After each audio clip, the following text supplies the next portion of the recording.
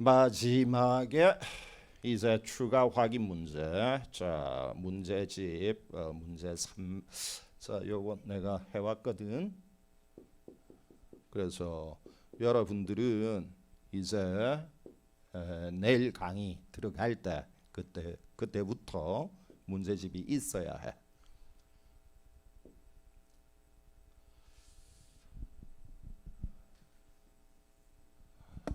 예, 내가 이제 요거는 저 뺏겨온 거고, 문제집 있는 분들은 문제집 5페이지를 열어. 그 다음에 1번에서 5번까지의 지문 가운데 상인이 될 수 있는 가능성이 있다면 O, 절대로 상인이 될 가능성이 없다면 X라고 대답을 하는 거야.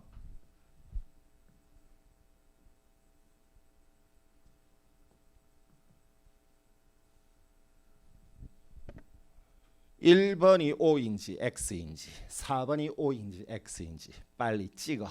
아래쪽에 아예 혁풍쌤이 해설을 니들이 컨닝을 못하도록 그건 안 뺏겨왔어. 예, 내가 설명합니다. 잘 듣는다. 오늘 미안한데 딱 6시 10분까지 하겠습니다. 뭔가 하면 남편이 상당히 사회생활도 많이 했고, 그리고 당구도 좋아하고 친구 관계도 넓어. 그래서 당구장을 운영을 하면 남편을 보고 찾아오는 지인들만 해도 영업이 잘 될 거야. 그런데 뭔가 조금 그런 구린 구석이 있어. 신용불량이라거나 등등. 이러니까 남편의 이름으로 사업자 등록을 하지 못하고 아내의 이름으로 사업자 등록을 해가지고 당구장 영업을 하는 거야. 그런데 실제로 당구장을 경영을 할 때는 남편이 다 하는 거야. 뭐 카드 결제 안 받으면 되지, 현금 결제만 하면 아무 문제가 없거든, 지인들로부터. 그지? 이럴 때에 문제는 뭔가 하면 이게 당구장이라고 하는 그 업장에서의 영업을 실제로 고객을 상대로 하는 거는 남편이 해. 그러나 국가에 대한 관계에서 사업자 등록을 받은 건 아내야, 와이프란 말이야. 그러면 이게 개인인 고객과의 법률 관계에서의 법률 효과는 남편에게 귀속이 되고, 국가에 대한 관계에서의 법률 효과는 아내에게 귀속이 되거든. 누가 그러면 상인일까? 우리가 이제까지 이야기했던 게 상인이 되기 위해서는 반드시 법률 효과가 귀속이 되어야 한다. 그런데 이거는 개인에 대한 법률 효과와 국가에 대한 법률 효과가 쪼개지는 경우잖아. 그지? 이럴 때는 뭐 혁풍쌤도 모르겠네. 그럴 때는 뭘 가지고 상인을 정의를 하는 거지? 전자칠판이 위너스 거보다 구식이다. 못 들은 걸로 해? 에이, 구식이다. 구려. 아이고, 이런 게 있었구나. 읽어. 얘들아, 페이지 어디 있는지는 좀 알아야 할 거 아니니? 강의 노트 3면에 있어.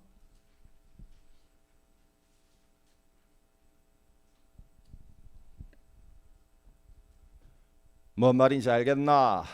그게 거래 상대방, 쉽게 말해서 거래 상대방은 고객을 말하는 거야.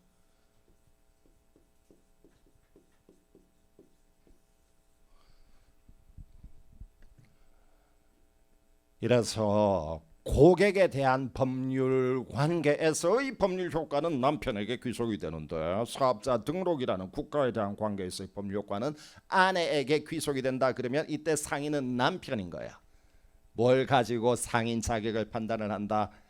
고객, 개인과의 거래에서의 법률 효과가 누구에게 귀속이 되는가? 그걸 가지고 상인이다 아니다를 판단한다.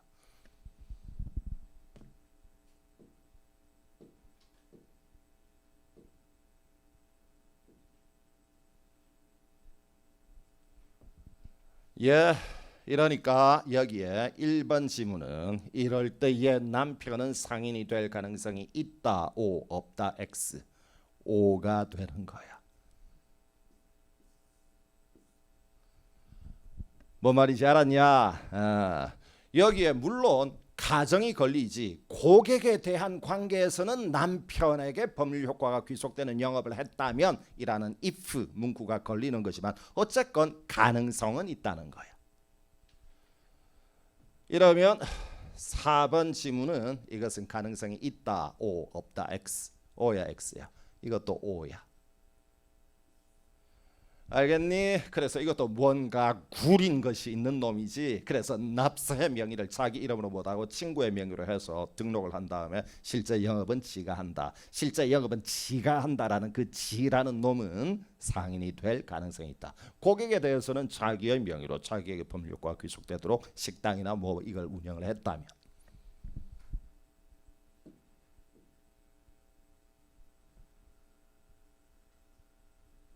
이런데 문제지 이걸 한 페이지 넘겨서 6면에 나오는 4번 문제의 1번 지문.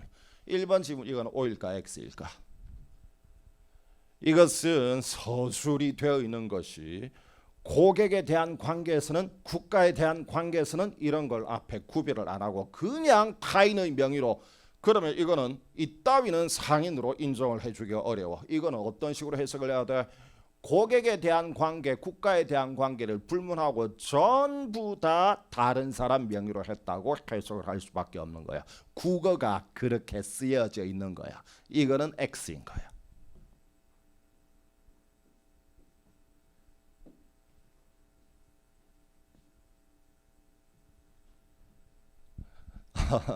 시력 좋아. 이거 읽어질지 모르겠네. 아이고. 이런 기능이 있겠지. 자, 읽어.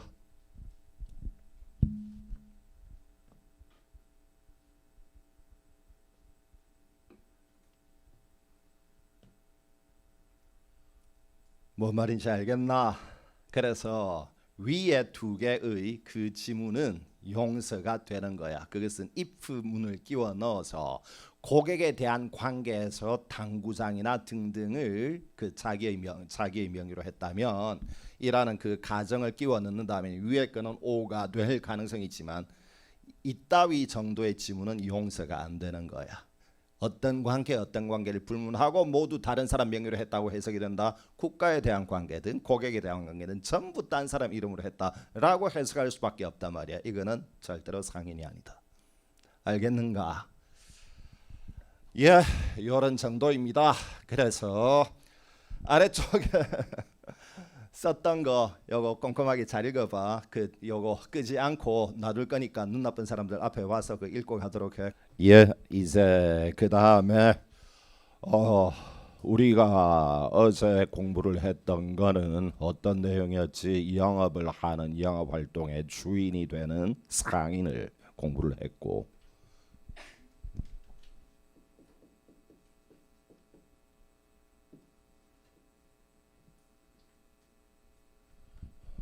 예, 이런데 이걸 모두 다 이 사람이 모두 자기의 손발로 일을 끝낼 수 있다면 아주 좋은 일이지만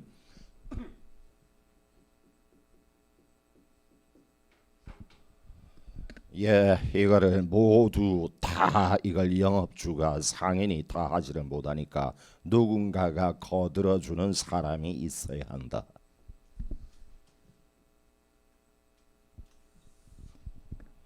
예, 이럴 때에 이거 누군가가 보조를 한다고 하는 건 두 가지 의미가 있는데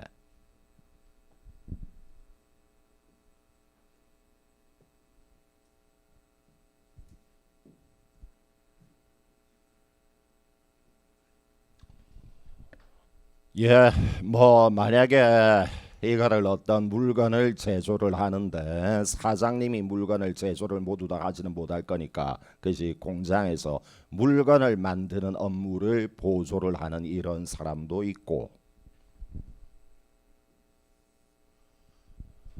예, 이거는 어떤 걸 한다는 뜻입니까? 이거는 실질적인 사실 행위, 어떤 그 노무를 제공을 하는 걸 말하는 거고 예, 이게 이제 물리적인 노무가 아니고 어떤 계약을 체결하는 그러한 법률 행위 요런 거를 보조를 하는 사람도 있는데 이 부분을 보조하는 사람을 뭐라고 표현을 한다?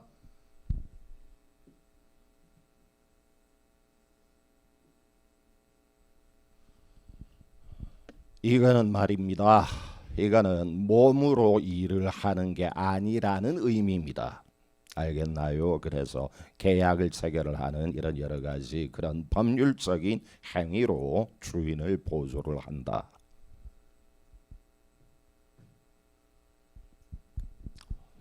어, 여기 이제 우리가 조금 전에 공부를 하고 나니까 어떤 두 가지 개념 요소가 나온다. 그죠? 사용인 가운데서 법률적으로 보조를 하는 사용인, 이 사람을 상업 사용인이라고 한다.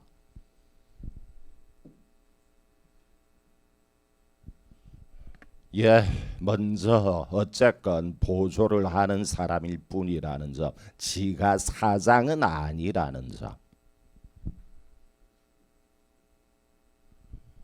이런데 몸으로 때우는 게 아니고 사장을 위하여, 그죠? 주인을 위하여 어떠한 계약의 체결이나 법률 행위를 대리를 할 수 있는 그런 권한이 있다는 점.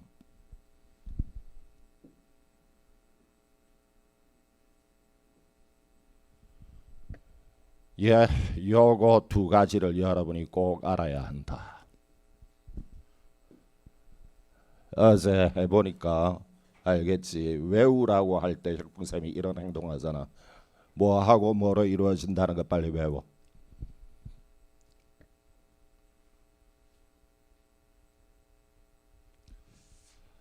예, 이런데 우리가 조금 전에 보니까 이거는 물건을 제조를 하는 사람, 이런 사람은 뭐라고 표현한다? 기술적 보조자라고 불러. 요 이름도 한 번 나온 적이 있었어.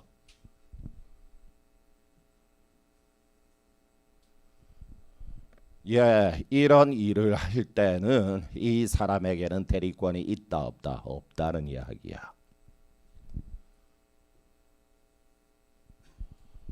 이거 여러분들은 마음이 조금 나쁠지 모르겠는데 회계적인 일을 처리하는 것은 그건 물리적인 노무일까 법률적인 대리행위일까? 그거는 몸으로 때우는 걸로 분류가 돼. 알겠나? 회계적인 어떤 업무의 처리는 그건 법률 행위로는 인정이 안 돼. 그렇기 때문에 여기에 요게 얼마 전에 나왔나 4년 된 것 같구나. 그지? 요런 글귀가 들어가는 인물은 뭐가 아니라고. 절대로 그 사람은 상업 사용인이 아니다. 알겠니? 몸으로 때우는 거야.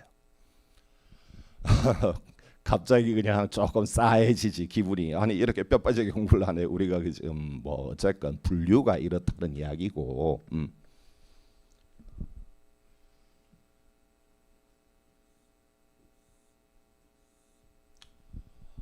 예, 여기에 어쨌건 이게 계약을 체결을 한다라는 등등의 대리권이 있는 사람을 상업 사용인이라 부르는데 이게 어느 정도 넓이야, 얼마나 넓은 대리권을 가지고 있느냐, 아니면 아주 좁은 대리권밖에 없느냐, 요거를 가지고 세 가지로 분류를 한다.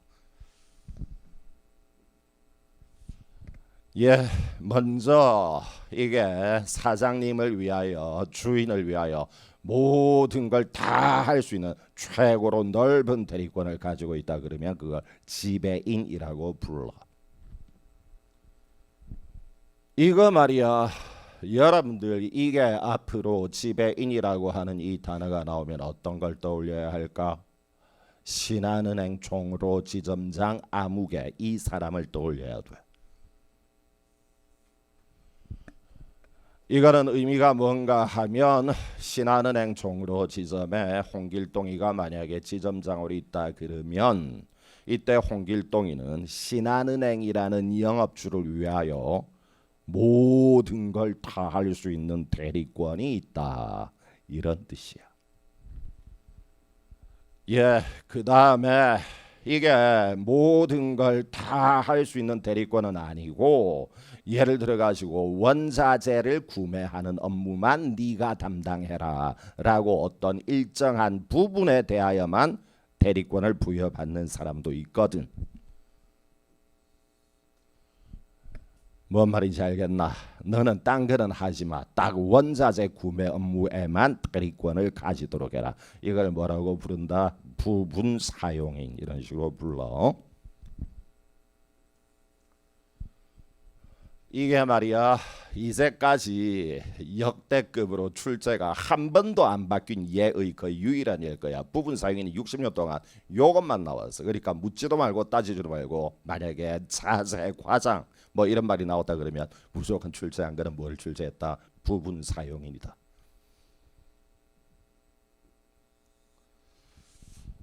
예, 그 다음에 마지막으로 너는 딴 거는 아무런 권한도 없고 딱 그 가게 안에서 물건을 판매하는 것만 대리를 하라. 요런 아주 좁은 대리권을 가진 사람도 있다.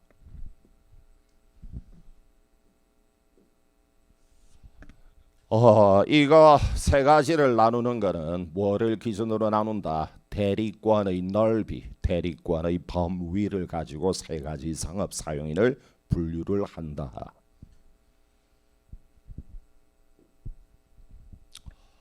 예, 이런데 아이고 이게 뭐가 어떤 글자가 있었는지 나는 기억이 안 나네. 내가 싹이게 삭제를 해버리는 바람에 먼저 이 사람은 딸려 있는 사람이다. 지가 사장이 아니지. 그러니까 우리 어제 그 공부할 때 과거에 수백 년 동안 당연히 이런 사람을 상인이라고 부르지라고 하는 게 그게 모두 24가지가 있었잖아. 만약에 여기에 해당하는 어떤 단어들이 보인다 그러면 이 사람은 지가 주인이라는 이야기야. 상인이란 뜻이거든.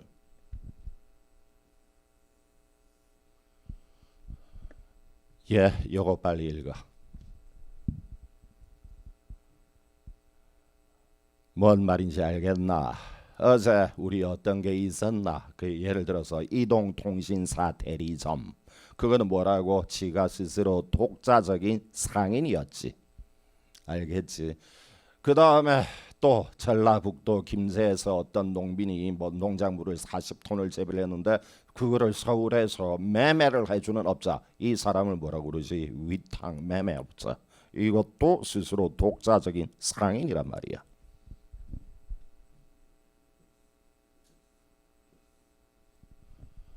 예, 이러니까 이런 사람들은 누군가에게 딸려 가지고 월급을 받는 그런 피용사가 아니라고.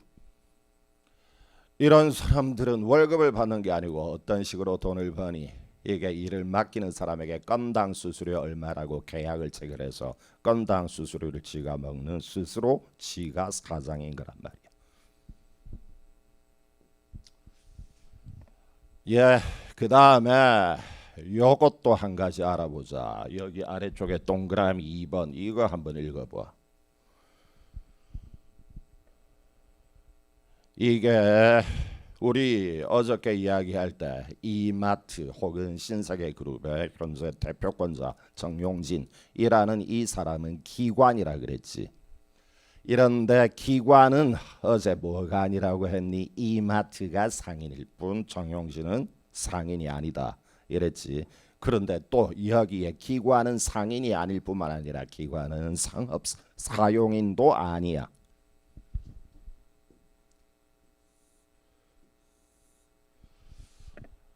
요게 왜 아닌지를 이거를 제대로 이론적으로 설명을 하자면 그러면 우리가 지금 공부하는 것이 경영학으로 바뀌어 버려.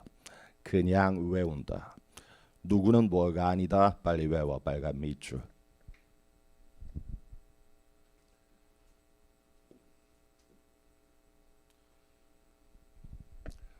예, 이거를 이제 뭐 어떤 식으로 비유를 하는가 하면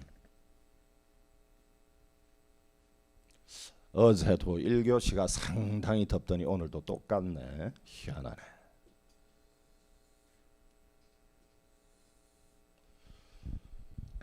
예, 이런 식으로까지 이야기를 하는 거는 여러분이 정리를 해두면 그건 유익하기는 해. 그래서 기관은 경영을 담당하는 사람이고 지배인 등등은 주인님을 보조하는 사람인 거예요.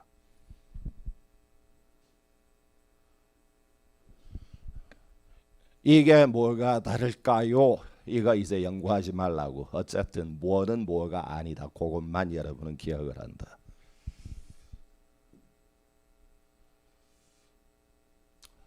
이걸 말이야 굳이 비유를 하자면 뭐 이런 식으로 비유를 할 수가 있어. 아주 높은 산꼭대기 엄청난 고도가 있고 여기에 구름이 흘러가네. 얼마나 높은 산인지 구름에 산중턱이 걸려 있어. 그런데 여기 아래쪽에 있는 쉽게 말해서 일반적인 직원 가운데서 상당히 급이 높은 사람이 지배인 정도에 해당하는 거야.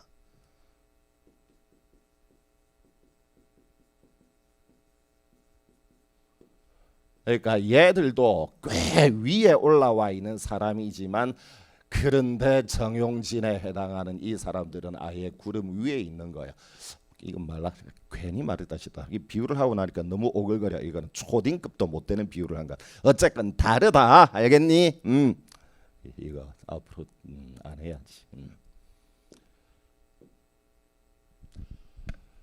예, 여러분들에게 이제 중요한 것은 두 가지다. 어제하고 오늘 이틀 동안 연속으로 나왔던 이름 정용진이라는 그 기관은 뭐도 아니고 뭐도 아니다. 상인도 아니고 상업 사용인도 아니다. 요게 나온다.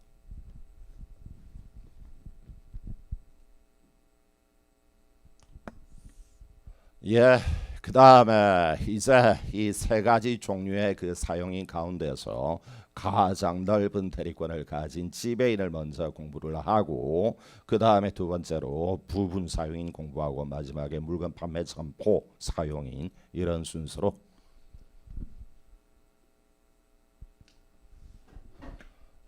예, 여기에 먼저 여러분들이 얘를 어떤 걸 기억을 하셔야 한다. 신한은행 종로 지점장 홍길동 은행의 지점장이 지배인의 가장 전형적인 예에 해당한다.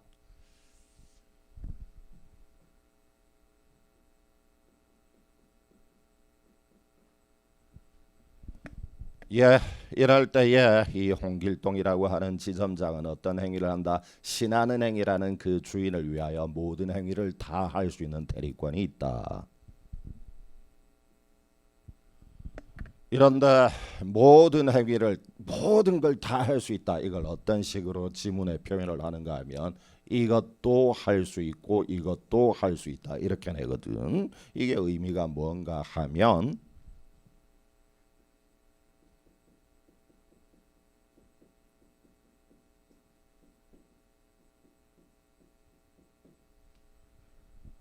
예, 뭐 쉽게 이야기를 하자면 저 뭐야 법원에 가가지고 하는 행동들 그걸 의미한다. 요 정도로만 이해를 하면 되는 거고.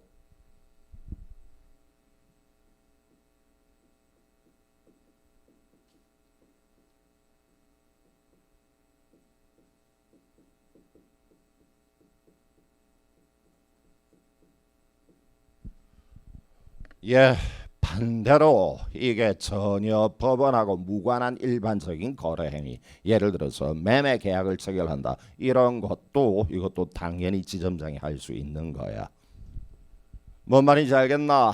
신한은행 종로 지점에 뭐 예를 들어서 뭐 어떤 물건이 필요하다, 그지? 뭐 A4 용지가 필요하다. 매매 계약을 체결하는 그것도 당연히 일반 매매 행위도 지점장이 할 수 있는 대리권이 있다. 워낙 당연한 이야기입니다.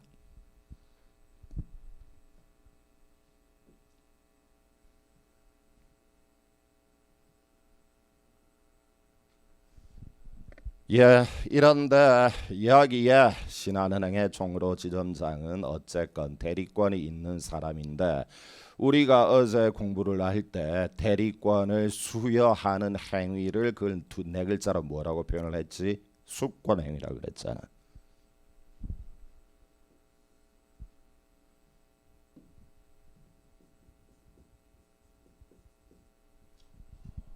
이것도 똑같다. 여기에 이제 민법하고 다르게 민법에서는 본인이라고 표현을 하는 걸 상법에서는 영업주라고 표현을 하고 여기에 들어가는 이게 바로 신한은행인 거고 예, 여기에 이제 신한은행이 상대방하고 법률 행위를 하게 되면 법률 효과는 신한은행에게 귀속이 되니까 상인은 신한은행이 상인이지 홍길동 지점장은 상인이 아니다.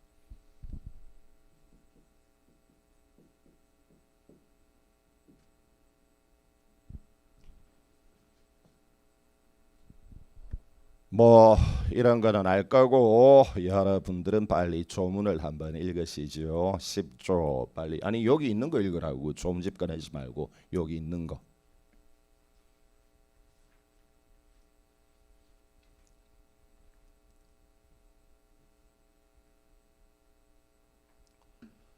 예, 이게 의미가 뭘까?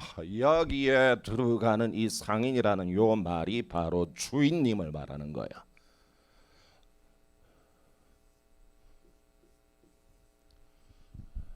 뭐 말인지 알겠나? 이러니까 이게 어떤 식으로 지문에 어떤 단어가 나오든 다 올바른 거야. 이런데 신한은행이라는 그 상인은 지점장 지배인 홍길동이를 선임해서 신한은행 총으로 지점에서 근무를 하게 할 수 있다. 이런 내용인데 여기 이제 1번에서 이제 5번까지 이거는 모두 다 적어도 10번 넘게 나왔던 것들이다. 동그라미 1번 읽어.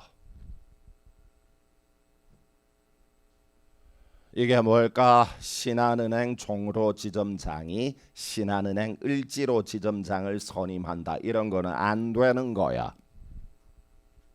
알겠니? 지점장은 오로지 누가 선임해야 된다. 영업주가 선임해야지. 지점장이 다른 지점장을 선임한다. 그런 거는 불가능해. 예, 그 다음에 동그라미 2번 읽어. 동그라미 2번. 뭔가 지점장이 되기 위해서는 어떤 라이센스가 있어야 되는가. 그런 거는 없다. 이거는 심지어 고딩도 지점장으로 선임할 수 있다. 아주 험하게는 소주 10,000병 먹은 놈도 지점장으로 선임할 수 있다. 요것도 써둬라. 요거에다가 요거까지 추가해서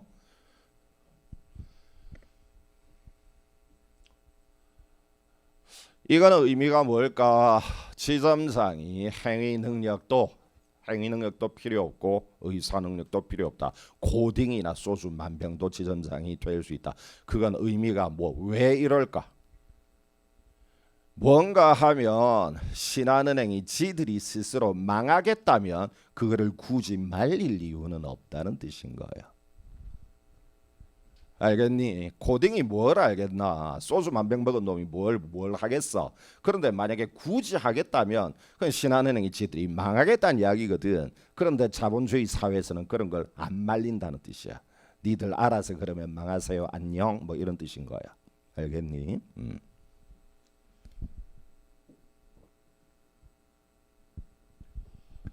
예. 그 다음에 그런데 문제는 신한은행 종로 지점장의 지점장 이름이 만약에 현대자동차 주식회사라는 법인이 들어간다. 그거는 안 돼. 지점장은 반드시 개인이라야 한다. 자연인이라야 합니다. 예. 이제 동그라미 4번을 공부하기 이전에 빨리 조문을 열어줘야 되겠다. 법전 열어봐. 411조.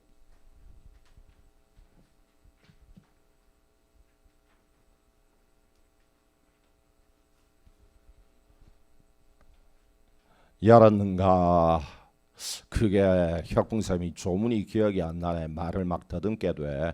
누구는 A 또는 B의 땡땡땡을 겸하지 못한다. 눈 감아. 시작. 눈 뜨고 확인. 한 번 더. 누구는 뭐 또는 뭐의 땡땡땡을 겸하지 못한다. 눈 감고 한 번 더. 시작.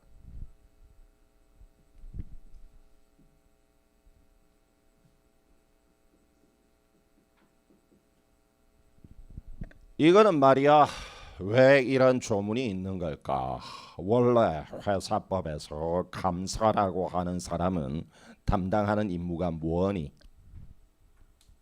이거는 이 어떤 A라는 법인의 일꾼들이 일을 똑바로 제대로 했는지, 법령을 위반했는지, 혹은 회계 기준을 위반한 게 있는지 등등을 견제하라고 감사가 존재하는 거란 말이야.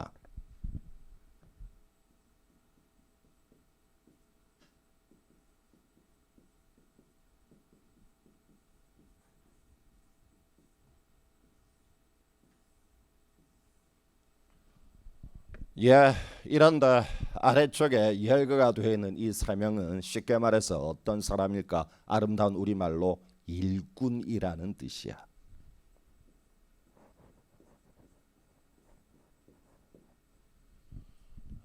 이게 일을 하기는 하는데 저 구름 위에서 일을 하는지, 구름 바로 밑에서 일을 하는지, 맨 밑바닥에서 일을 하는지 그건 다르지만 어쨌건 일을 하는 사람들이라는 뜻이거든. 이런데 이야기에 이 사람들이 지들이 스스로 일을 하고 또 동시에 지들이 감사 자리에 들어가서 지들이 했던 일에 대해서 감사 보고서를 쓴다. 이러면 똑바로 써지지가 않을 거잖아. 무조건 지들이 했던 일에 대해서 지들 스스로 감사 보고서를 쓰면 매우 잘했다 뭐 이런 식으로 나올 거 아니야. 이러면 의미가 없는 거란 말이야. 그러니까 눈 감고 누구는 뭐 또는 뭐의 땡땡땡을 겸해서는 안 되는 거예요. 10번 시작.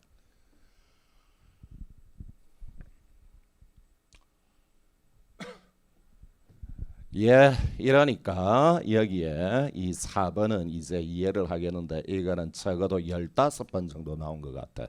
15번, 16번 정도. 예, 이런데 요게 조금 헷갈리는 게 이런 식으로 겸하는 건 어떨까? 지배인, 이자, 구름 바로 밑에 있는 지배인, 이자 동시에 이사가 된다. 뭐 이런 경우는 거의 없기는 한데 이게 실정법에서 금지하는 거는 없다고. 이거는 가능한 거야. 이런 식으로는 안 되고 이런 식으로도 안 되고 이런 식으로도 안 되지만 이거는 되는 거라고. 이거하고 이거를 겸하는 거는 이거는 가능하단 말이야. 알겠니? 그래서 5번도 빨간 동그라미 5번 빨리 읽어.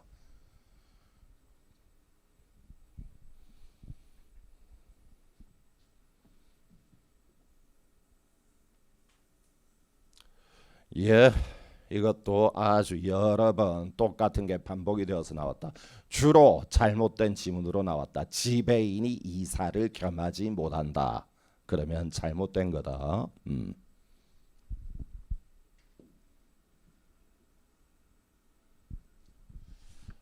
뭐 어쨌거나 이럴 때 지배인을 선임을 하는 데 있어 가지고 개인 상인이 그지 만두 가게 2호점 또는 3호점 이런 식으로 개인이 그 지배인을 선임을 하는 거는 특별하게 법률에 규정이 없다. 꼭 뭐를 고쳐야 한다 그런 게 없다고 개인은.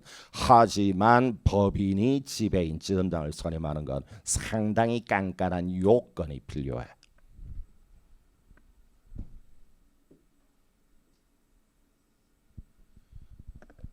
이런데 여기서 깐깐한 요건을 지금 여러분에게 암기해라 그러면 그거는 정말로 잔인한 일이야. 아무 말도 모르는데 뭐 단어를 알아야 암기를 할 거 아니야. 그지? 그래서 빨간 동그라미만 일단 기억을 한다.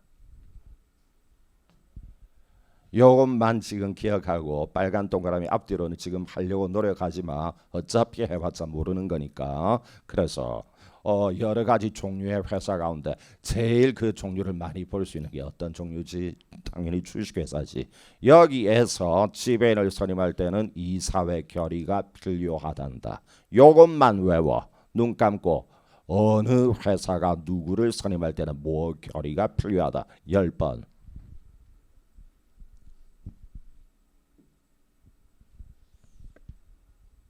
예.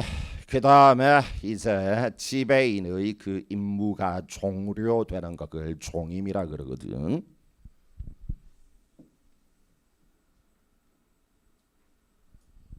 뭐 이거는 여러 가지가 있는데 만약에 지점장이 마음에 안 드는 행동을 해가지고 영업주가 뭐 잘라버린다 이럴 때도 종임하는 거고.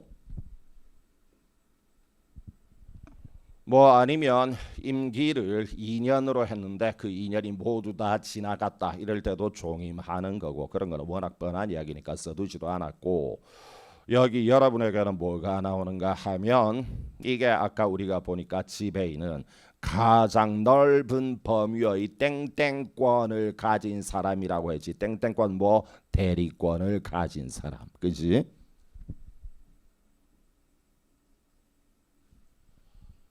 이런데 민법에 말이야 어떤 사건이 일어나게 되면 대리권이 없어져 버린다는 규정이 민법에 있어.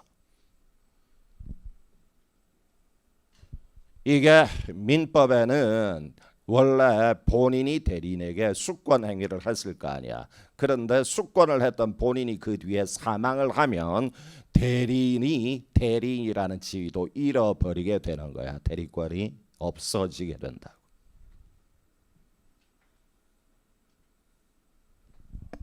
예, 그것뿐만 아니라 대리인 스스로가 사망하거나 혹은 금치산 선고를 받거나 혹은 망해버려서 거지가 되거나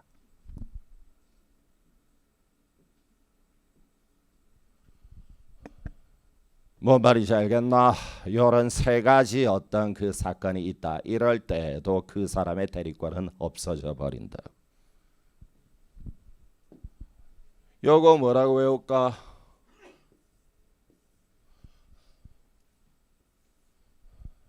이래가지고 요거 민법의 내용이기는 한데 그런데 여러분 시험에 3번 나왔을 거야.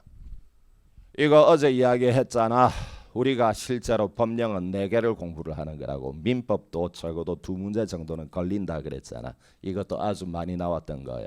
눈 감아봐. 어떤 4가지 사건이 일어나게 되면 민법의 대리권은 없어져. 외워 시작. 알겠니? 첫 번째가 본인이 사망했다. 그 다음에 두 번째, 세 번째, 네 번째는 머리 글자로 대리인의 사금파. 알겠냐? 이때 물론 두 번째 머리 글자는 니들이 늙은 선생한테 듣다 보니까 옛날 법률용어로 머리 글자를 딴 거야. 지금 말로는 금치산이라 부르지 않고 성년, 피성년 후견이라고 부르는 거야. 그 옛날 머리 글자로 딴 거야. 예, 이런데 민법하고 다르게 상거래법에서는 4가지 사건이 아니고 그 중에 한 가지가 빠져. 그래서 그 상거래에서의 대리권은 3가지로만 소멸해. 한 가지 빠지는 게 뭔지 기억이 안 나네. 니들이 알아서 읽어.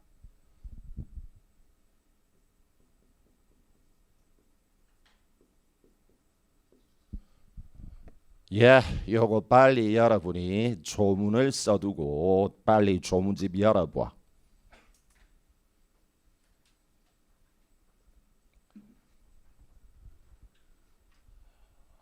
예, 열었나요?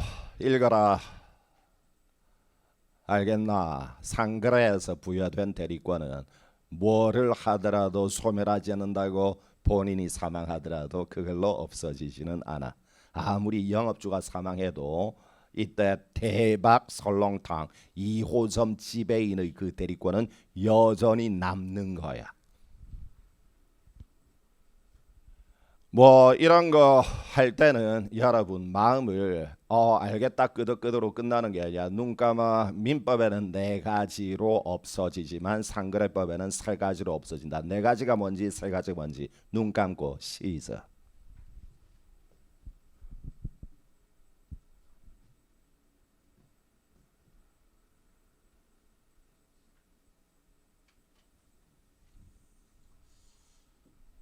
뭐 뭔지는 알겠는데 이거 여러분 뭔가 좀 찜찜한 거 없나? 우리 아까 뭐라 그랬니? 그게 사용인 지배인이 되기 위해서 특별한 뭐 라이센스 자격은 필요 없다. 심지어 고딩이나 소주 만병도 지배인이 될 수 있다. 무능력자도 지배인이 될 수 있다. 이랬잖아. 이런데 여기에서는 무능력자가 되는 순간 지배권이 없어져 버린다 이러잖아. 앞뒤로 말이 다르네. 그지? 왜 다른 거야? 진하게 니들이 연구해봐.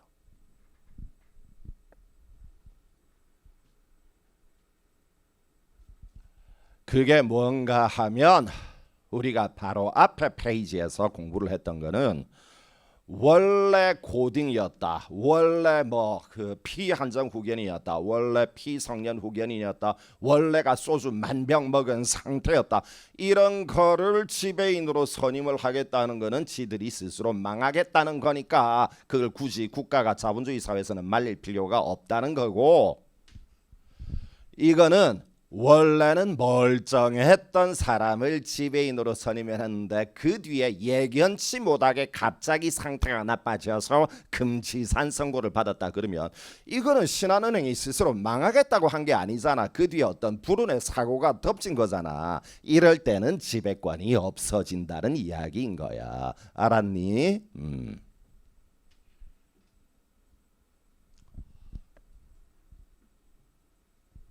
에고 그걸 쓰는군. 써 뭐 쓰는 게 나쁜 건 아니지. 그랬어.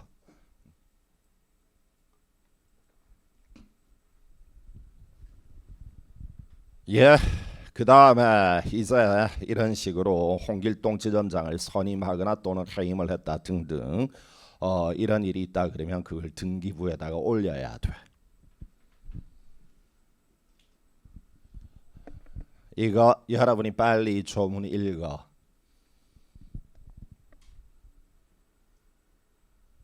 예, 여기에는 출제가 되는 게 두 가지인데 뭔가 하면 만약에 신한은행 종로 지점장 홍길동, 종로는 서울에 있지.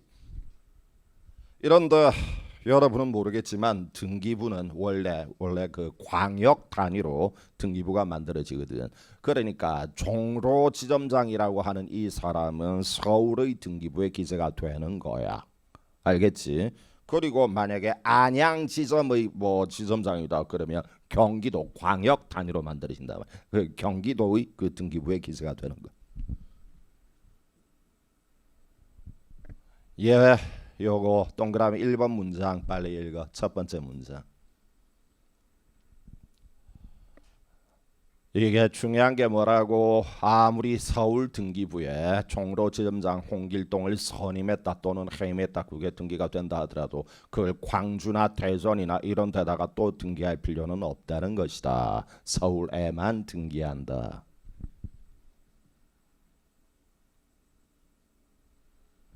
예, 요거 빨간 밑줄이 아주 출제가 많이 되는 거고, 그거보다 두 배는 출제가 많이 되는 게 동그라미 2번이야. 읽어봐. 읽어도 아마 니들은 못 알아먹을 거야. 그래도 읽어. 뭔 말인지 대략은 알겠나? 등기를 해야 홍길동이가 지점장이 되는 건 아니야. 뭔가 하면 4월 달에 홍길동이를 종로 지점장으로 선임하는 수권 행위가 있었다. 4월 1일 날. 이러면 이 날짜에 바로 홍길동은 지점장이 되는 거고, 만약에 등기부에 올린 건 꼼수 김혁붕 선생님처럼 12월 달에 한 방에 몰아서 등기를 했다 하더라도 12월 달에 지점장이 되는 건 아니다 이 말이다.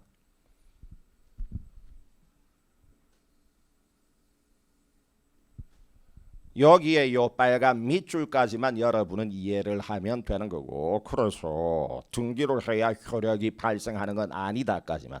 그 뒤에 어려운 외계어 있지. 그거는 지금은 몰라도 돼. 대항 요건일 뿐이다. 그건 모르겠고 어쨌건 등기가 효력 요건은 아니다까지만.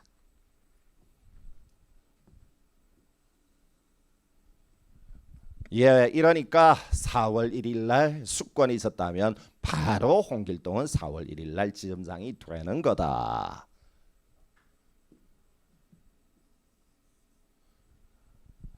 예, 그 다음에 아래쪽에 작은 글자로 있는 거, 작은 글자에 퀴즈 쪽에 4번이나 나왔다. 읽어.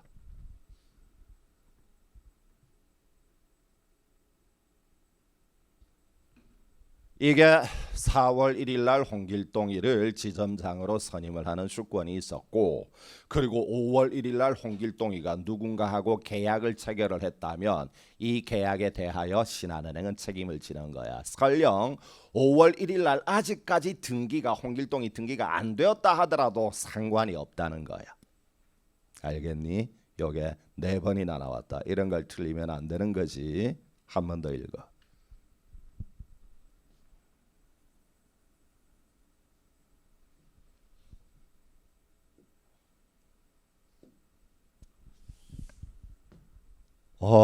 이런데 이제 홍길동이라고 하는 그 지점장이 과연 어떤 권한을 가지는가? 물론 대리권을 가지지. 그런데 이 대리권이 가장 넓은 대리권이잖아. 그걸 지배권이라고 부르기도 하거든. 이거는 물론 대리권의 일종이긴 한데 다른 대리권하고 구별되는 어떤 4가지 특징이 있어. 조금 전에 동그라미 1번, 2번을 써먹었으니까 이제 동그라미 A, B, C, D라고 쓰자.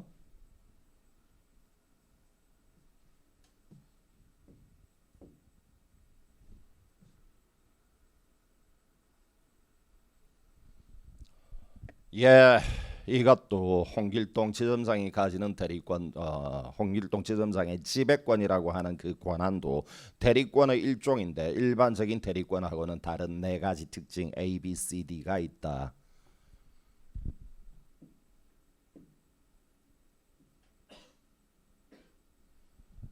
예, 먼저 이 지점장 홍길동이는 신한은행이라는 영업체를 위하여 모든 행위를 다 할 수 있다.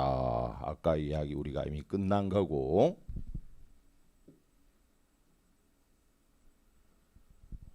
여기에 여러분에게 어떤 걸 출제를 하는가? 요 빨간 별의 의미를 아는지를 물어봐.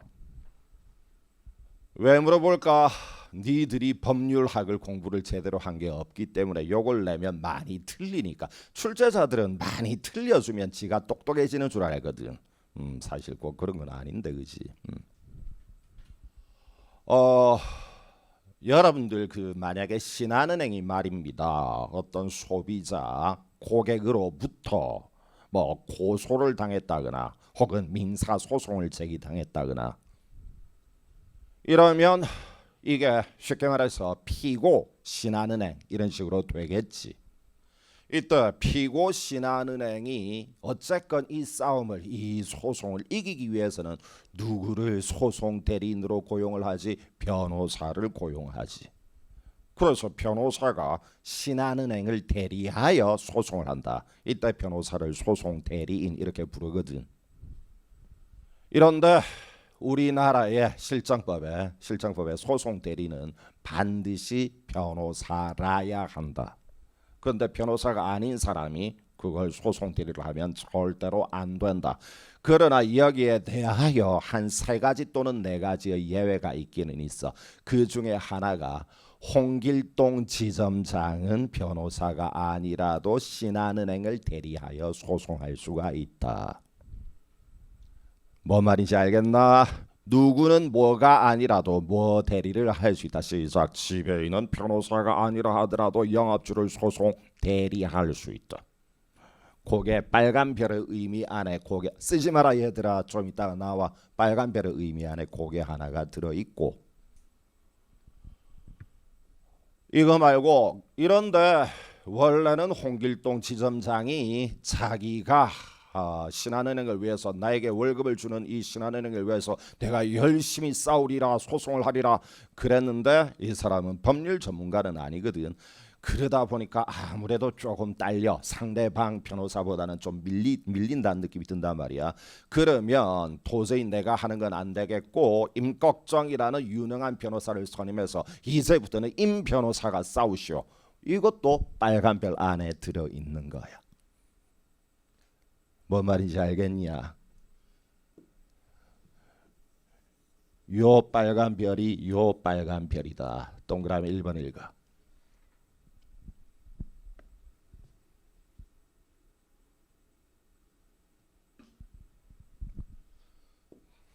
예, 마지막에 요것도 여러분이 써도 마지막에 결국 이게 뭐 어디가 틀렸단 말인가 이런 황당한 의문이 나중에 남으면 얼마나 슬프냐. 그러니까 이걸 써도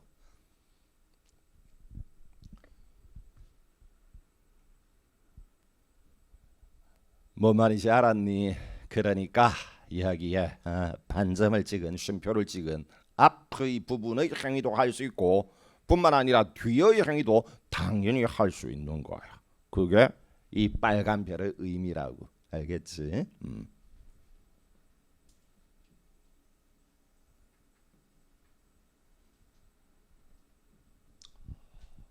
예. 그 다음에 동그라미 A는 끝났고 B를 보자. 요거는 뭔가 하면 야 홍길동이 너 말이야 신한은행을 위하여 앞으로 열심히 일을 해라. 모든 일을 다 할 수 있는 지배권을 수여하마. 그러나 홍길동이 너 과거에 근무 그 기록을 보니까 환거래하다가 한번 크게 말아먹은 전력이 있더만. 홍길동이 너 딴 거는 다 해도 되는데 환거래만은 하지마 라는 식으로 태클을 거는 것도 가능합니다.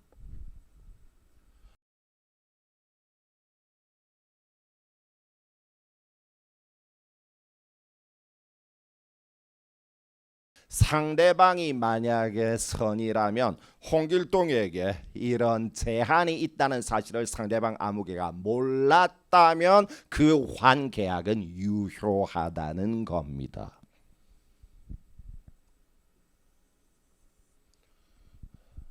이거 우리 어제도 이야기했지. 그게 법률용어로 선이란 마음씨가 곱다가 아니고 뜻이 뭐라고? 모르다.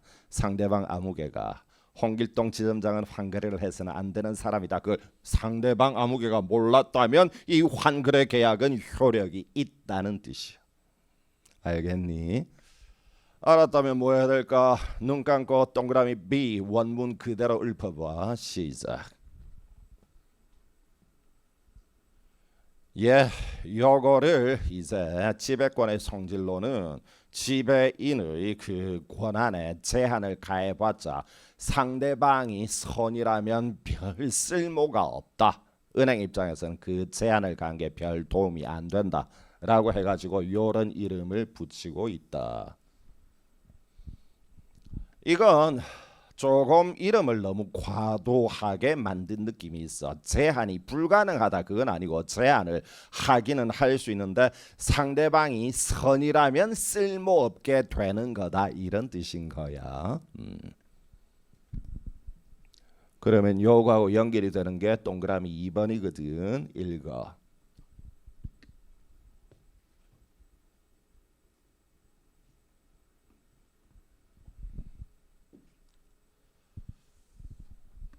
예, 그 다음에 이제 C로 들어갑니다. 뭐 이제 한 가지 예만 쭉 들고 그러니까 재미가 없으니까 지배인의 예로 이런 거 한번 해보자. 종로 만두라는 아주 대박을 터뜨리는 식당이 이게 워낙 손님이 많이 밀려드니까 종로 만두 2호점, 3호점 이런 식으로 분점을 만들었고 그 2호점의 지배인으로 홍길동이를 사장님이 선임을 했다.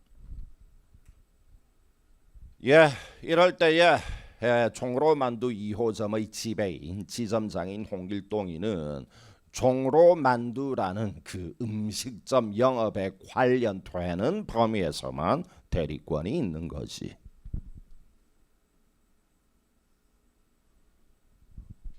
거꾸로 이야기를 하자면 전혀 만두라든가 식당의 영업하고 무관하게 1호점에 앉아 계시는 사장님이 최근에 재혼을 하기로 했다 또는 아들이 뭐 입학을 하기로 했다 어쩌고 저쩌고 등등에 관한 법률 행위를 2호점의 홍길동 지점장이 그걸 대리하는 거는 터무니없는 이야기인 거지.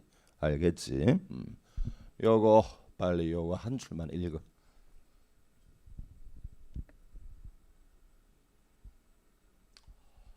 예, 그다음 이런데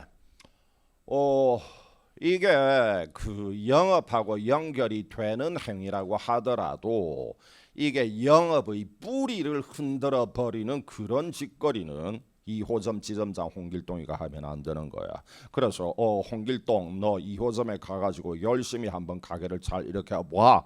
이랬더니 알겠습니다 사장님 이러고 2호점에 가서 영업을 폐업을 한다. 뭐 이런 그 행동을 하는 거는 영업하고 관련은 있지만 그거는 이게 본질적으로 영업의 뿌리를 흔드는 거잖아. 그런 건 안 되는 거다. 이런 게 이게 사실 법을 공부 안 한 사람도 듣다 보면 코미디잖아.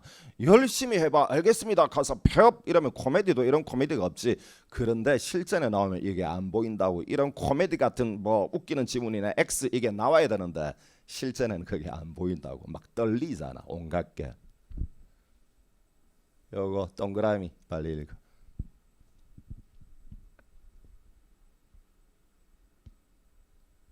뭐 말인지 알겠나?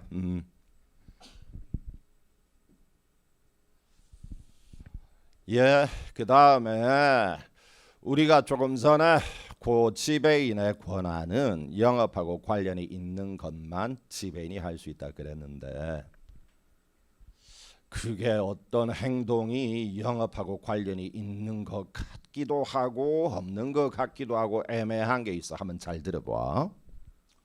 만약에 신한은행 종로지점장 홍길동이가 최근에 오피스텔 임대 계약을 체결했대.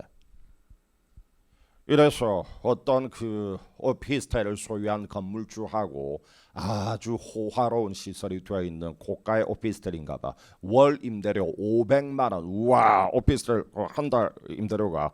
이런 계약을 체결을 하고 그 계약서에 임차인 땡땡 신한은행 종로 지점 괄호 열고 지점장 홍길동 괄호 닫고 이런 식으로 썼다는 거야. 이러고 이 건물의 용도 땡땡 종로 지점 직원 휴게 공간, 뭐 휴식 공간 이런 식으로 체결을 하고 월 임대료 땡땡 500만 원 이래서 사인을 했는데 겉보기로는 업무하고 연결이 되는 거지. 직원들 휴게 공간이니까. 그런데 홍길동이 이놈 더러운 속마음을 쳐다보니까 직원들에게는 전혀 이 공간을 개방하지 않고 자기의 사리 사욕을 위하여 유흥 오락을 위하여 이걸 임대 계약을 체결했던 거야. 여러분들 이제 정답 2분의 1의 확률이야 찍어. 신한은행은 월 임대료 500만 원을 건물 소유주에게 지급할 책임이 있다. O 없다. X. 이게 여러분 우리가 조금 전에 공부를 했던 그 사례는 말이야. 겉보기로는 업무하고 영업하고 관련이 있지. 겉보기로는 직원 휴게 공간이라 그랬잖아. 그런데 속마음을 들여다보면 영업하고 관련이 없다고. 자기의 사리 사욕 유흥 오락일 뿐이란 말이야. 그러면 이게 영업하고 관련이 있는지는 겉보기 기준으로 판단하니 속마음 기준으로 판단하니 그건 껍데기로 겉보기로 판단해.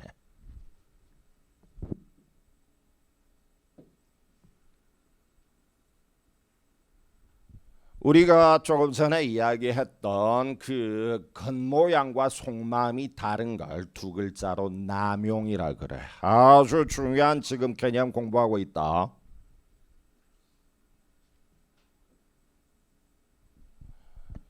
여러분들은 내가 제일 싫어하는 학생이 멋진 법률 용어로 자꾸 질문하려는 학생들을 굉장히 싫어해. 이런 식으로 질문해야 정답이 나중에 나와. 남용의 뜻이 뭐라고? 겉과 속이 다른 것. 이래야 이게 똑바로 제대로 공부한 학생이야. 겉보기에는 업무인데 속마음은 그게 아닌 걸 말해. 그걸 남용이라 그래.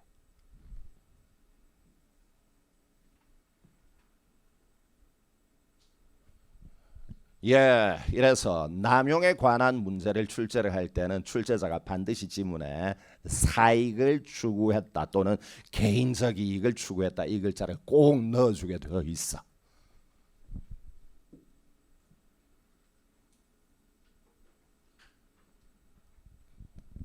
이런데 이게 겉모양과 속마음이 다를 때 만약에 그 홍길동 지점장의 이런 행동을 영업 관련성이 있다고 본다면 영업주 신한은행이 500만 원 지급할 책임이 있고 만약에 그게 전혀 영업하고 관련이 없다라고 판단을 하면 신한은행은 500만 원을 지급을 할 필요가 없는데 원칙적으로 껍데기로 판단한다.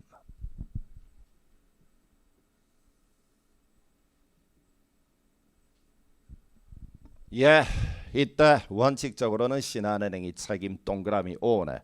이거를 어떤 이론이라 부른다고? 껍데기 기준으로 한다는 이론. 알겠니? 그리고 이것을 겉보기라는 말을 어려운 법률용어로 그걸 객관이라고 불러. 반대말 속마음은 주관이라고 표현을 해. 알았니? 얘들아, 이런 걸 쓰는 거야. 이게 법률용어로 뭐라고? 겉모습이라는 뜻으로 쓰이는 단어야.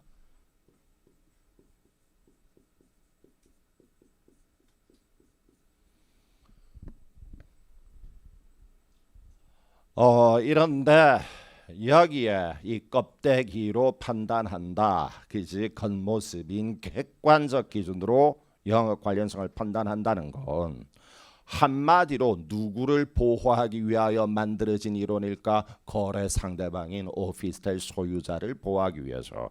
사람은 다른 사람 속마음을 못 들여다보잖아. 그러니까 속마음을 들여다보지도 못하는 상대방인 오피스텔 소유자에게 희생을 강요할 수는 없단 말이야. 이 사람을 보호해 줄 필요가 있단 말이야. 그게 껍데기 이론이라고. 이런데 만약에 상대방이 그 오피스텔 소유자가 거래 안전 보호를 받을 값어치가 없는 나쁜 놈이라면,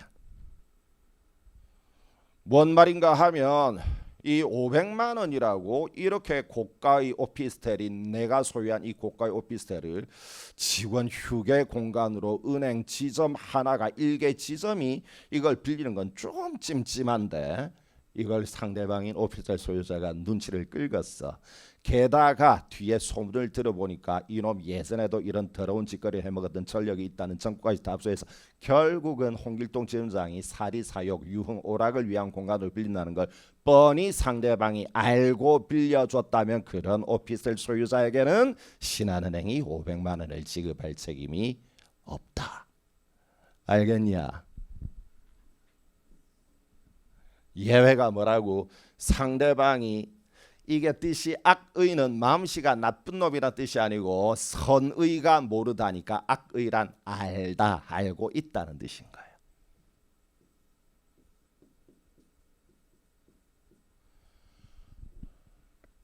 예, 이것 또는 상대방이 만약에 선이라고 하더라도 이걸 몰랐다고 하더라도 이 홍길동 지점장이 사리사욕의 그 어떤 공간으로 이용을 한다.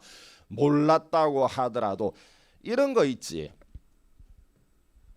그게 여러분 어렸을 때 뭐 여러 가지 실수 좀 해서 아버지 어머니한테 혼난 적이 있었지. 혼나가지고 실수를 하면 주로 무릎을 깨거나 그지 손가락을 베거나 막 이렇게 막 얼마나 또 아파 눈물도 흘리고. 그런데 이때 아빠 엄마가 오히려 야단칠 때가 이 새끼야 좀 정신 좀 차리고 이럴 때 없나? 있잖아 이런 거. 뭔가 하면 그게 부주의했다고 비난을 하는 거잖아. 이게 웬만큼 부주의하면 그거는 큰 문제가 안 되는데 너무나도 과도하게 엄청나게 부주의했다. 뭐 숫자로 말하면 그 가운데 100명 중에 99명은 이런 실수를 안 했을 건데 정말로 부주의를 완전히 부주의의 세계 최강 부주의급 이 정도로 애가 경거망동했다. 그런 걸 중대한 과실이 있다 이렇게 불러.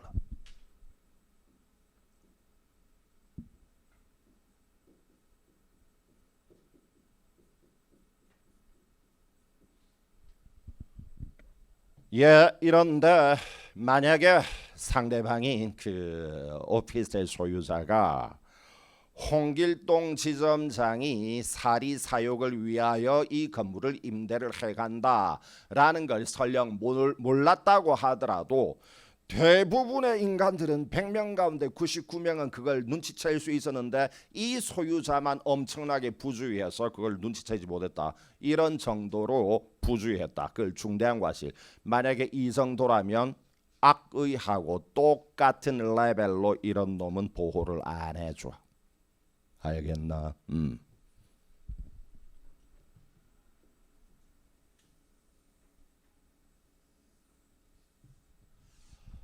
이거는 우리가 헌법이 끝날 때까지 몇 번 나올까? 아마 한 40번 50번은 나올 거야. 한 번 더 이야기한다. 앞으로는 반복 안 한다. 상대방이 거래 안전을 보호받기 위해서는 상대방은 무엇 또는 뭐가 없는 때만 보호받을 수 있다. 악의 또는 중대한 과실이 없는 때만 보호받을 수 있다. 반대로 말하면 뭐이고 앤드 뭐여야 한다. 선의이고 무중과실, 중과실이 없다. 무중과실이라야 보호를 받는 거예요. 알겠니?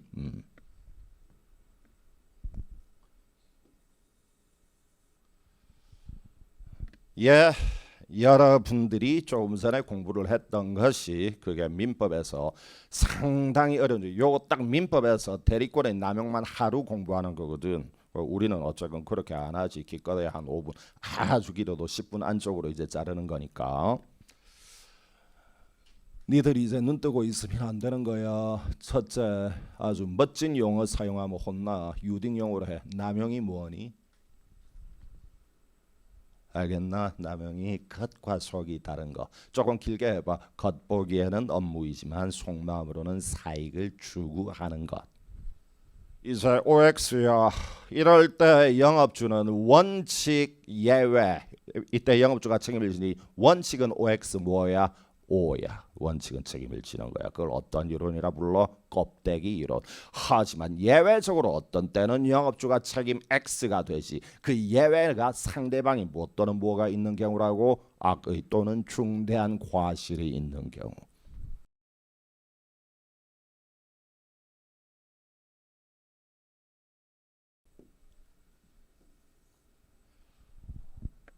예.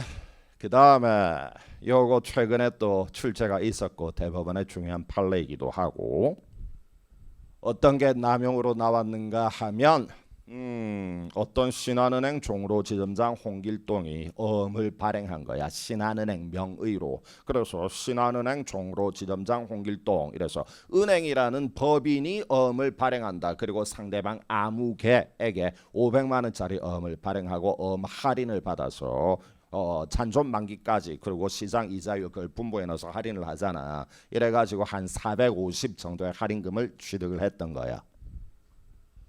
이게 신한은행 종로 지점장 홍길동이 신한은행의 명의로 지점장 이름을 드러내고 어음을 발행을 해서 겉보기로는 신한은행의 업무와 관련된 어음 발행인 듯 하였지만 여기에서 취득했던 그 할인금 450만 원은 자기 자녀 사교육비로 쓰려고 했던 행동이었어.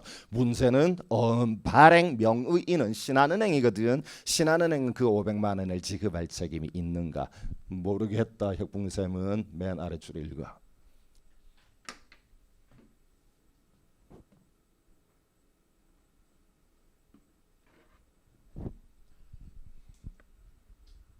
뭔 말인지 알겠냐?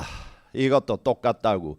겉보기로는 은행의 업무였잖아. 물론 실제로 속마음은 자기 자녀 사교육비라는 업무하고 아무 상관없는 행동이었지만 겉보기로는 그랬거든. 그지? 그러면 신한은행은 500만 원 지급할 책임이 있는 거야. 물론 예외적으로 이 어음을 발행을 받아갔던 상대방인 아무개가 뭐 또는 뭐일 때는 언금 지급 책임이 없는 거지. 악의 또는 중대한 과실이 있는 때는 책임이 없는 거고. 그러니까 똑같은 문제가 그게 오피스텔 임대 계약으로 나오다가 어음 발행으로 나오다가 그런데 결국은 똑같단 말이야.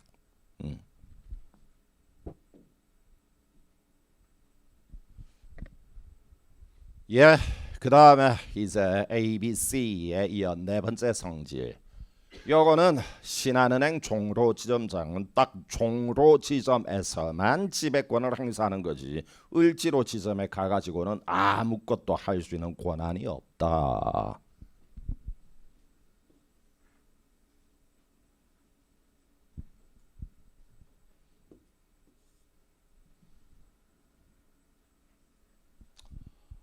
뭐 이런 뻔한 이야기고 그러니까 아무리 지가 나는 서울에서 또 뭐 서울이 뭐 대단한 것도 아니잖아. 그러므로 나는 광주 따위에서는 내가 권한 그런 거 없다는 거야. 빨간 밑줄 한 번 더 읽고. 이런데 만약에 여기서 아주 어떤 홍길동이라는 그 지배인이 지점장이 워낙 유능하단 말이야. 이럴 때는 저 홍길동 씨 이번에 우리가 두 자리가 지점장이 비게 되었는데 종로 지점도 현재 지점장이 비어 있고 을지로 지점도 비어 있는데 당신이 이 기회에 두 개를 모두 맡으시오라고 하는 건 그건 하려면 할 수 있어. 요것도 세 번 나왔네. 파란별 빨리 읽어.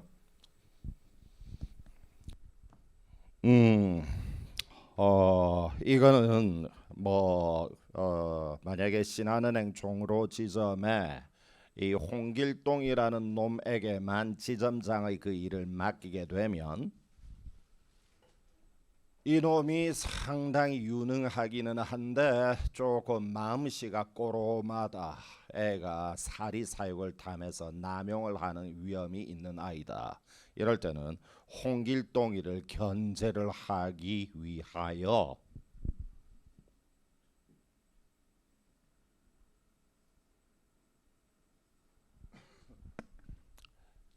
임꺽정이와 더불어 두 명이 공동으로 지배권을 행사하라. 그런 홍길동이가 지배권을 남용해서 사익을 탐하는 걸 견제를 하라는 겁니다.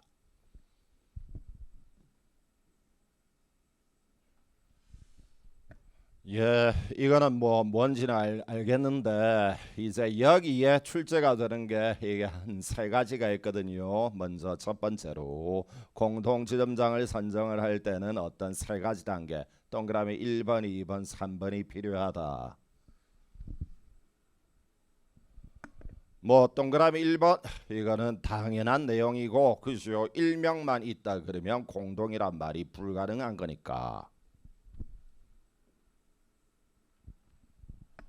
이런데 아주 많이 출제가 되는 게 동그라미 2번입니다. 그거는 뭔가 하면 두 명이 있다고 해서 이들이 무조건 공동지점장인 거는 아니고 만약에 이거를 선임을 했던 영업주 신한은행이 두 명을 선임을 하기는 하는데 아무런 말을 안 했다면 얘들은 공동지점장이 아닌 거예요.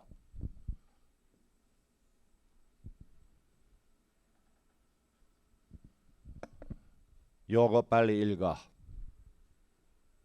여러 명의 지점장을 선임을 하기는 했는데 영업주가 특별히 말을 하지 않았다면 이들은 공동으로 지배권을 행사를 하는 것이 아니고 따로따로 계약을 체결하는 그런 사람들이 되는 거예요.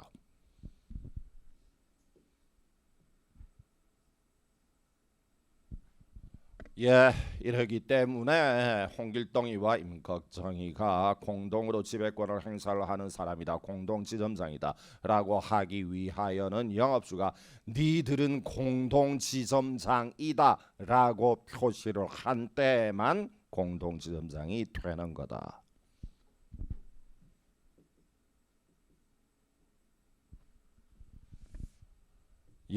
그 다음에 이 두 명 홍길동과 임꺽정이 공동지점장이라는 사실을 등기할 때도 그냥 지점장 홍길동 등기부에 지점장 임꺽정 이런 식으로 올려서는 안 되고 등기부에도 여기에 약간 그 두루마리 혹은 책자처럼 생긴 등기부 모양으로 이상한 거예요. 반드시 등기부에도 이 글자를 올려야만 한다.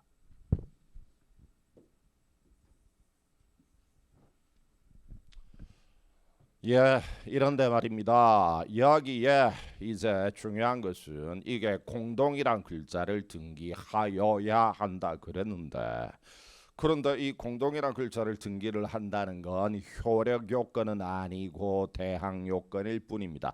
아직은 여러분은 이 말을 모릅니다. 그냥 앵무새처럼 따라하세요. 공동이란 글자를 등기하여야 하는데 이 등기는 어떤 요건은 아니고 어떤 요건일 뿐이라고요.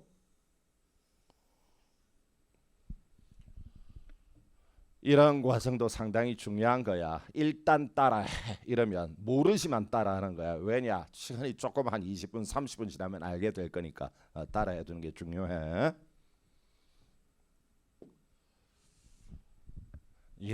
이제 이러면 홍길동이하고 임꺽정이가 신한은행에서 종로 지점을 공동으로 대리를 한다라고 하는 건 어떤 식으로 한다는 건가 하면 만약에 계약을 체결을 한다면 홍길동과 임꺽정이 둘 다 사인을 해야 하는 거예요. 그래야 제대로 된 계약으로 인정한다.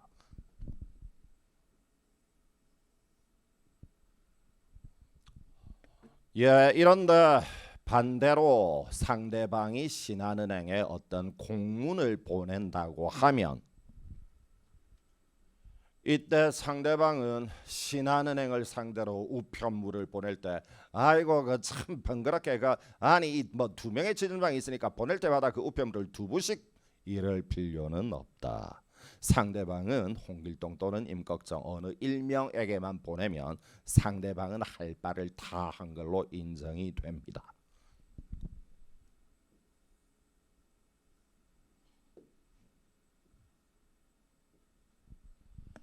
이거 여러분들 능동 뭐 이런 말 알지? 영어 공부할 때 많이 썼던 거잖아. 그지? 신한은행이 뭔가 우편물 등등 의사표시를 보내는 거를 할 때는 둘이 공동으로 함께 해야 한다. 그러나 만약에 신한은행이 상대방의 의사표시를 받는 때는 꼭 둘이 함께 나가서 받는 것뿐만 아니라 그중 일명만 받는다 하더라도 신한은행이 의사표시를 수령한 걸로 효력이 인정이 되는 거예요.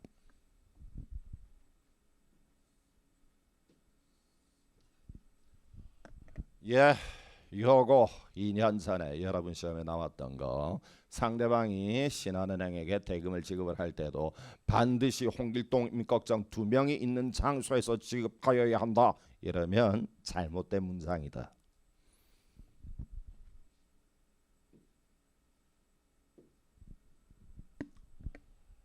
뭐 여기에 이제 내용이 뭐 어려운 건 없고 일단 이런 것도 한번 우리가 연구를 해볼 게 있는데 만약에 임꺽정이가 홍길동에게 아주 임꺽정은 사람이 성격이 그렇다 소심하달까 겸손하달까 아이고 제가 뭘 아는 게 있다고요. 홍길동님이 워낙 똑똑하시니까 저에게 물어보지 마시고 홍길동님 혼자서 하세요. 여러분 느낌은 어때? 임꺽정이가 이런 걸 해서 되겠나 안 되겠나?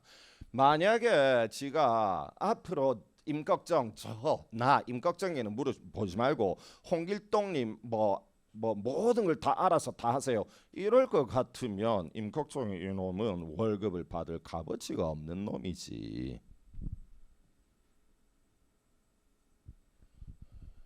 뭐 말이지 알았나? 몽땅 알아서 하세요. 그건 안 돼. 그러나 예를 들어 가지고 환거래에 있어서만은 홍길동님이 전문가니까 이번에 우리가 체결하는 N화거래 요거 딱 한 건은 홍길동님이 알아서 해라. 이거는 가능하다.